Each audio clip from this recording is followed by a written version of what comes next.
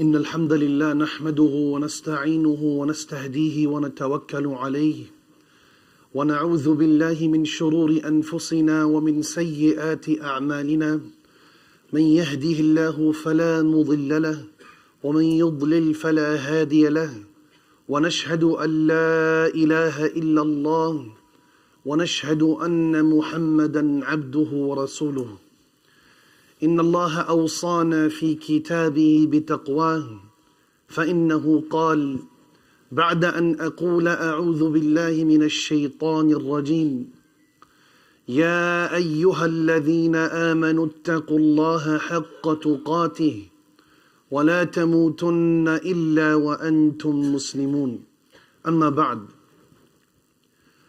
My dear brothers and sisters, I remember 10 years ago in September I was in college in Manchester and I was looking at the news and I saw an image that I haven't forgotten till this day. And this image had circulated throughout social media. And it was the image of a young 3-year-old boy wearing shorts, a bright red top, lying face down on a beach.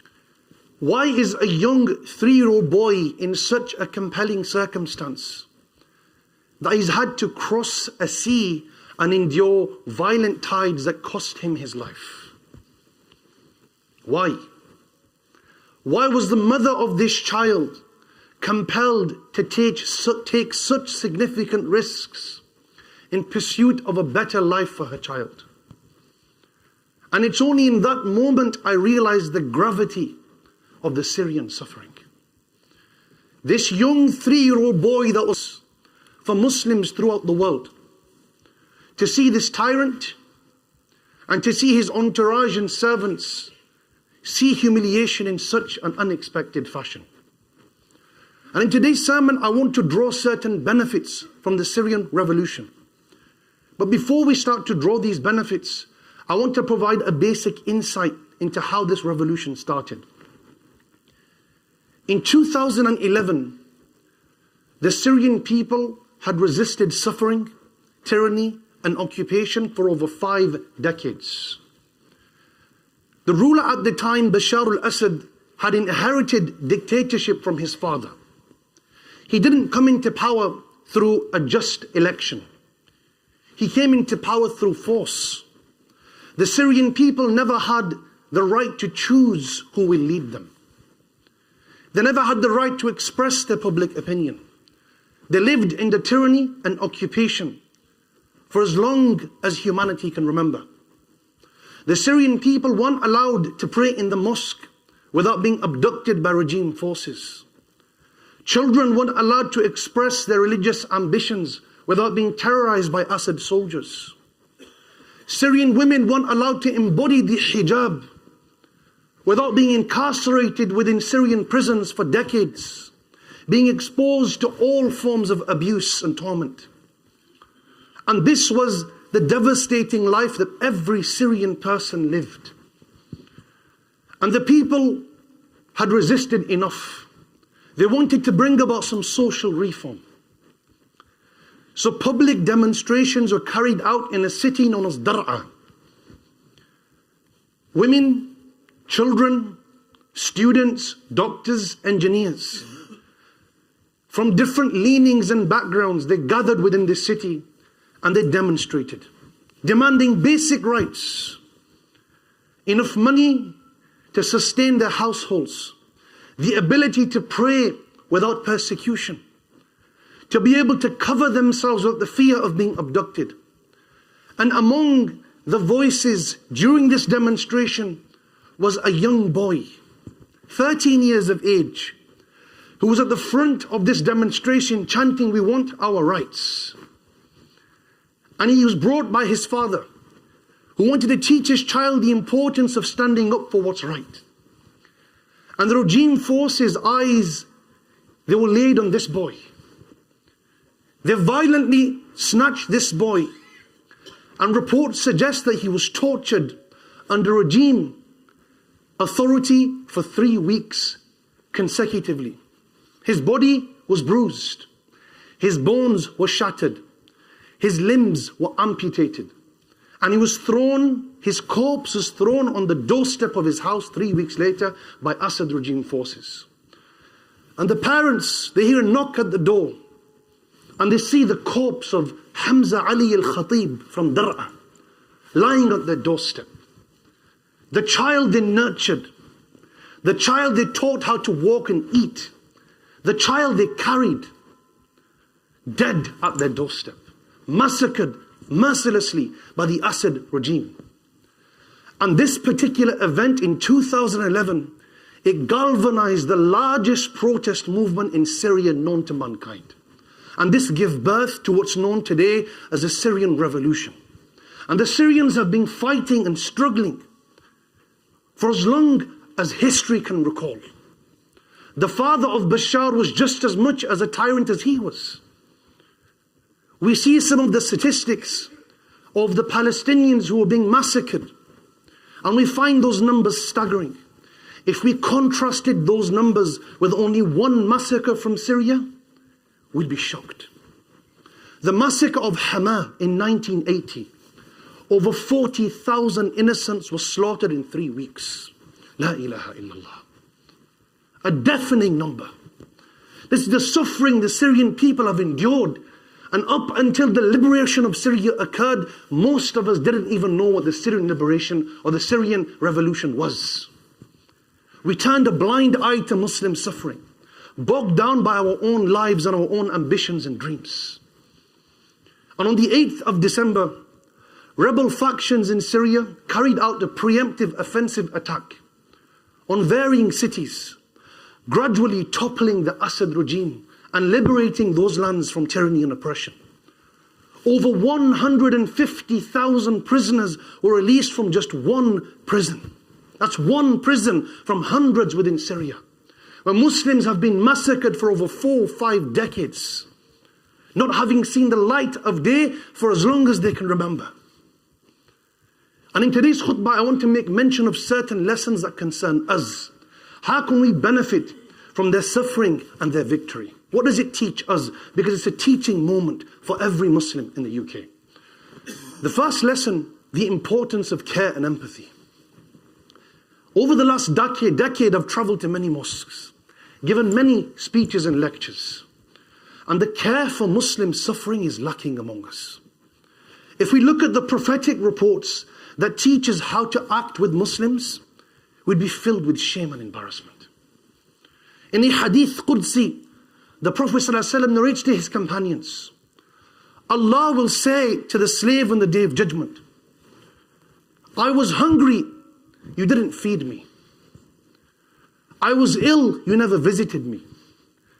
And the slave will say, كيف تمرض وأنت رب العالمين?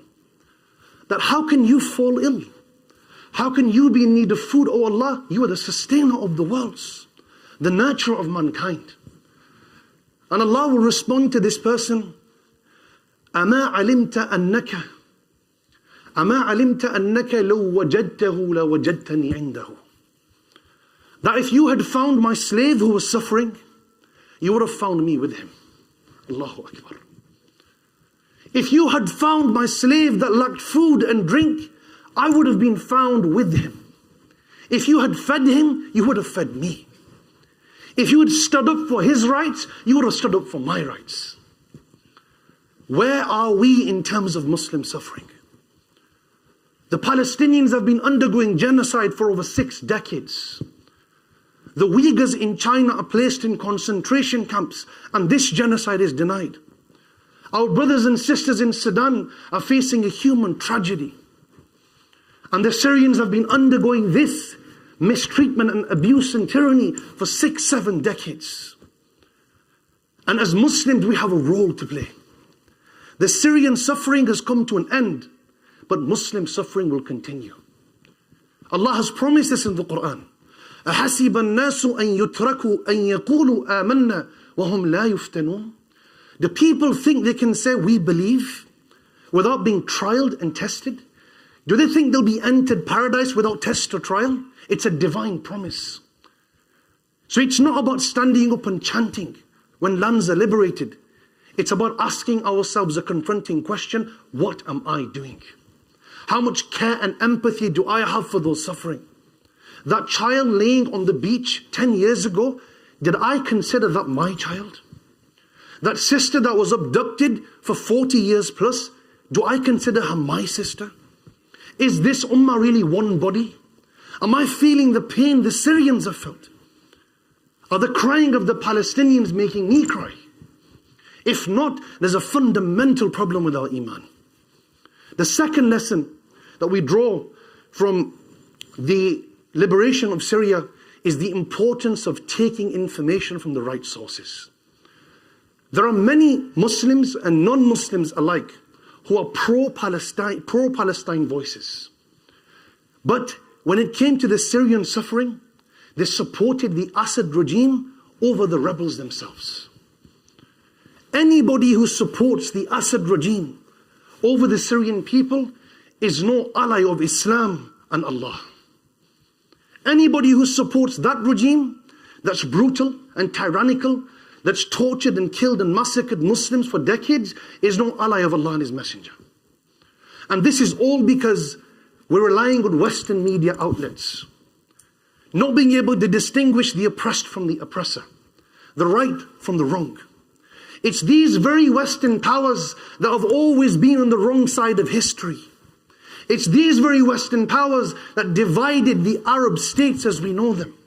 It's these very Western powers that taught us Palestine is separate to Syria. But historically, it was one land. Historically, it's all Bilad al-Sham. The Syrian genocide is a genocide. And what's happening in Palestine is a genocide. As Muslims, we're taught to call a spade a spade. And those who take information and intelligence from Western media outlets, they'll find themselves in a position where they can't distinguish between right and wrong. Their judgment is warped and clouded completely.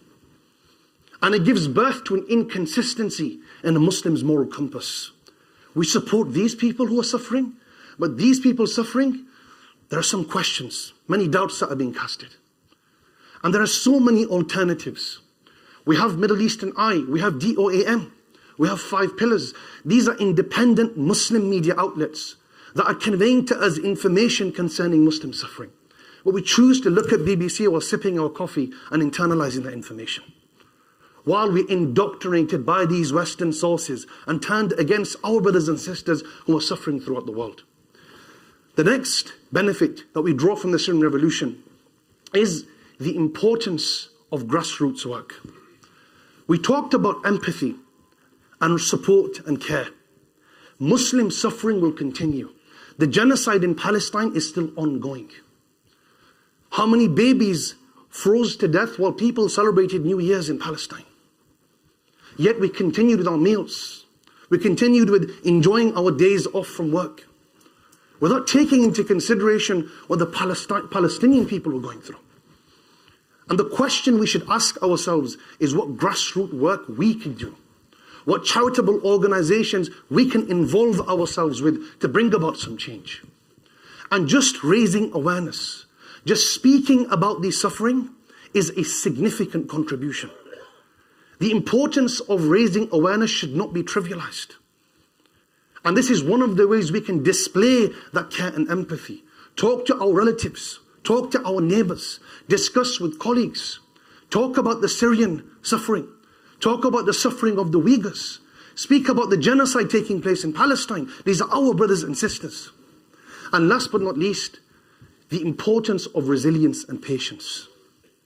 The victory of Allah subhanahu wa ta'ala will always come, just as victory came in Syria. We know the victory is going to come with or without us. But do we want to be a part of that victory is a more confronting question we should ask ourselves. Because the West till today champions certain heroes such as Nelson Mandela, who they demonized when he resisted occupation in his own country decades ago.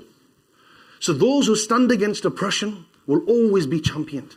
They'll always be on the right side of history. And that's what we have to make sure we're doing. And in the face of these troubles and trials, we all go through our own trials and tests. The Syrians are being tested with that torture and that massacre because Allah knows they're able to deal with that. And we go through our own tests and trials in the process of trying to help them. And it's crucial to remember every difficulty will come to an end. Every test shall perish. Every oppression will fade away. And we should exercise patience in this, being content with Allah's decree, knowing that divine justice and victory will always come. And that's the only option we have as Muslims. We ask Allah subhanahu wa ta'ala to allow us to act upon what we learn. We ask Allah to instill within us, inculcate within us love and care for our brethren who are suffering. وَأَقُولُ قَوْلِي هَذَا وَاسْتَغْفِرُ اللَّهَ لِي وَلَكُمْ وَأَتُوبُ إِلَيْهِ.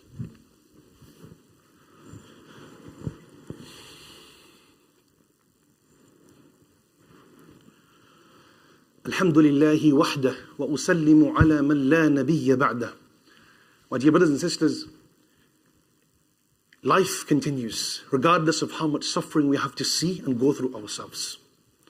But the continuation of day-to-day life shouldn't desensitize us. The suffering and the pain we should remind ourselves of again and again. And it should be a core part of our discussion. We live in a society that is very individualized, let alone caring about Muslims who live thousands of miles away. We live with neighbors who we haven't spoken to in 20 years. We're so individualistic in our approach to day-to-day life. It's very, very crucial that we as Muslims, we teach our children to speak about these issues. In school, they taught about such unimportant facts about British history that isn't going to bring about any utility to their lives. But this history that concerns us, this history that concerns the spreading of Islam, it's not taught to them. These sufferings and these massacres are unmentioned within Muslim homes. And we should all make a significant, concentrated effort to teach our children about Muslim suffering, so we can raise carriers of justice and carriers of freedom. People who aren't scared to stand in the face of this injustice and speak the truth. It's only through this that we can raise the upcoming generation in the way that we were instructed within the Islamic discourse. We ask Allah, the all-hearing, the all-seeing, the all-aware, the all-able, to assist our brothers and sisters who are suffering. We ask Allah to allow us to feel their pain. We ask Allah to allow us to internalize what's happening to them. And we ask Allah to make us of those who supplement their words with action. Those who aren't bystanders, watching this oppression take place without doing anything. قُومُوا لِصَلَاتِكُمْ يَرْحَمُكُمُ اللَّهُ.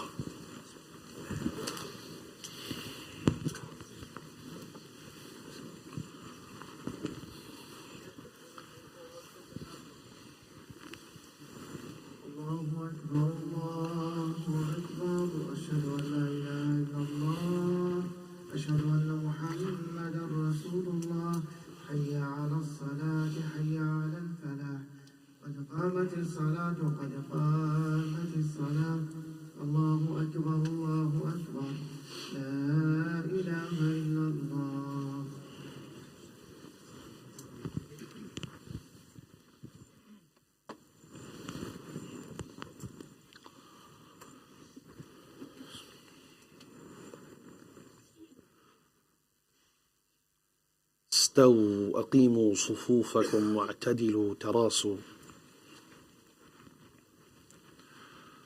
الله أكبر.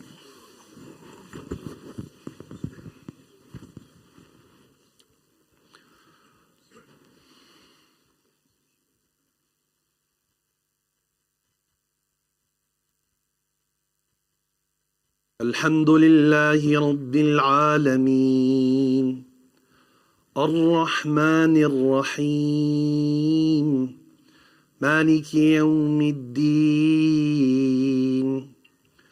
إياك نعبد وإياك نستعين اهدنا الصراط المستقيم صراط الذين أنعمت عليهم غير المغضوب عليهم ولا الضالين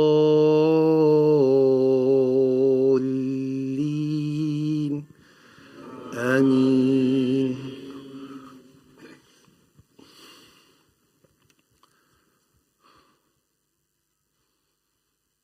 وإذا أنعمنا على الإنسان أعرض ونأى بجانبه وإذا مسه الشر كان يئوسا قل كل يعمل على شاكلته فربكم أعلم بمن هو أهدى سبيلا ويسألونك عن الروح قل الروح من أمر ربي وما أوتيتم من العلم إلا قليلا ولئن شئنا لنذهبن بالذي أوحينا إليك ثم لا تجد لك به علينا وكيلا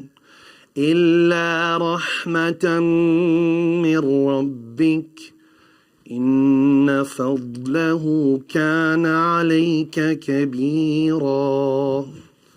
الله أكبر.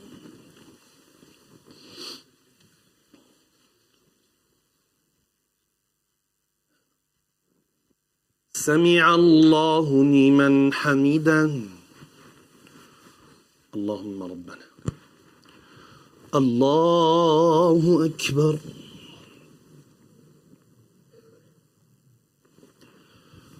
الله أكبر. الله أكبر.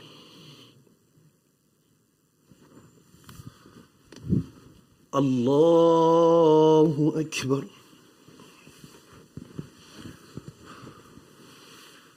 الحمد لله رب العالمين الرحمن الرحيم مالك يوم الدين إياك نعبد وإياك نستعين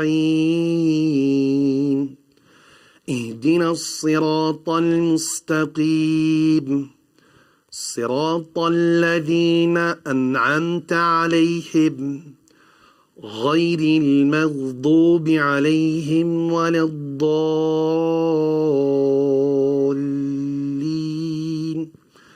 آمين.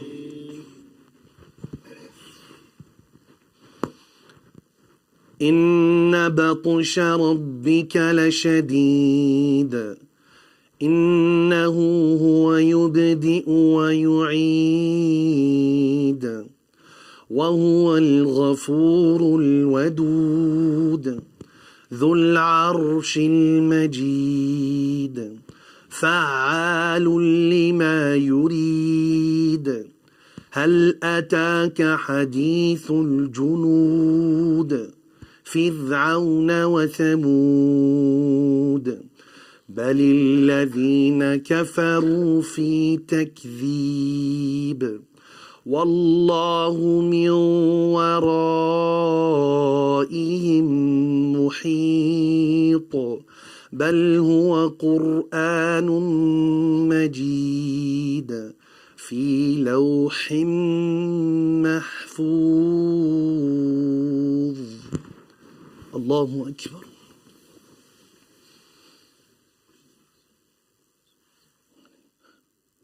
سمع الله لمن حمده حمدا كثيرا طيبا. الله أكبر.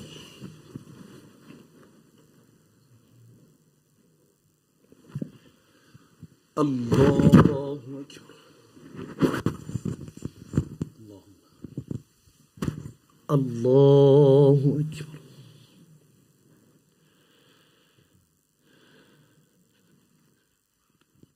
الله أكبر.